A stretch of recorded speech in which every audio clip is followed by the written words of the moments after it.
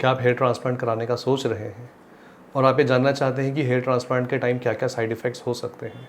अगर हाँ, तो ये वीडियो आपके लिए। हेलो फ्रेंड्स, मैं doctor Abhishek Malviya. I am a dermatologist, cosmetologist and a hair transplant surgeon at radiant clinic Indore. किसी भी मेडिकल प्रोसीजर या सर्जरी के जैसे ही हेयर ट्रांसप्लांट सर्जरी में भी कुछ रिस्क फैक्टर्स हो सकते हैं और हेयर ट्रांसप्लांट के दौरान या हेयर ट्रांसप्लांट के बाद कुछ साइड इफ़ेक्ट्स या एडवर्स इफेक्ट्स हो सकते हैं। जैसा कि आप जानते हैं कि हेयर ट्रांसप्लांट को हम लोकल एनेस्थीसिया के अंडर करते हैं, तो लोकल एनेस्थीसिया से होने वाली एलर्जी वो हम पहले ही टेस्ट कर चुके होते हैं। एक स्किन टेस्ट करते हैं जिससे हम पहले ही पता लगा लेते हैं कि ये एनेस्थीसिया आपको एलर्जी कर सकता है क्या। यदि आपके स्किन में एलर्जी के कुछ भी हमें लक्षण दिखाई देते हैं तो हम वो एनेस्थीसिया यूज़ नहीं करते हैं और हम दूसरा केमिकल यूज़ करते हैं। इसके अलावा एनेस्थीसिया देते समय आपको पेन हो सकता है जो कि टेम्पररी रहता है और समय के साथ वो नंब हो जाता है। लोकल एनेस्थीसिया की एलर्जी बहुत ही अनकॉमन है और 99.9% केसेस में हम इसे अवॉइड कर सकते हैं। कैसे? स्किन टेस्ट से। सर्जरी के दौरान पेशेंट का ब्लड प्रेशर फ्लक्चुएट हो सकता है। पेशेंट कभी कभी बहुत एप्रहेंसिव हो जाते हैं सर्जरी के दौरान, तो उन्हें हम एक प्रॉपर एंटी एलर्जिक या एंटी एंजाइटी टैबलेट देके उनका ब्लड प्रेशर नॉर्मलाइज कर सकते हैं। हेयर ट्रांसप्लांट सर्जरी के दौरान कभी कभी ब्लीडिंग भी हो सकती है। ब्लीडिंग ना हो इसके लिए हम पेशेंट्स को एंटी प्लेटलेट मेडिकेशंस अवॉइड करने के लिए कहते हैं सर्जरी से एटलीस्ट 7 दिन पहले से।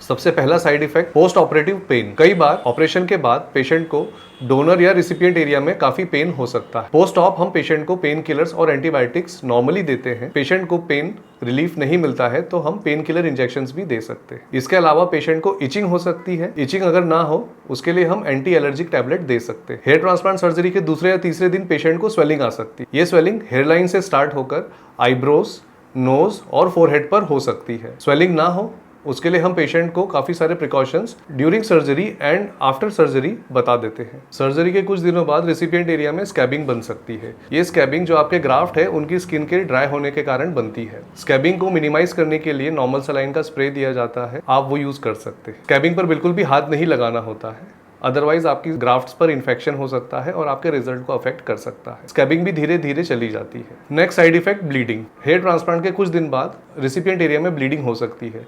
जनरली ये ब्लीडिंग बहुत ही छोटी सी होती है, बहुत मेजर ब्लीडिंग नहीं होती है, ये अपने आप रुक जाती है। इसके लिए कोई भी मेजर प्रिकॉशन लेने की ज़रूरत नहीं होती है। सर्जरी के कुछ दिनों बाद डोनर और रेसिपिएंट दोनों एरिया में नंबनेस फील हो सकती है। ये बिल्कुल नॉर्मल है और एनेस्थीसिया के कारण होता है।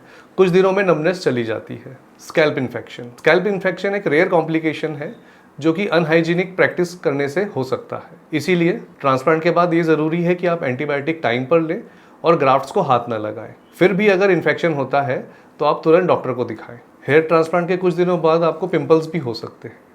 पिंपल्स जनरली रिसिपिएंट एरिया में होते हैं और ये नॉर्मल मेडिसिन से चले जाते हैं।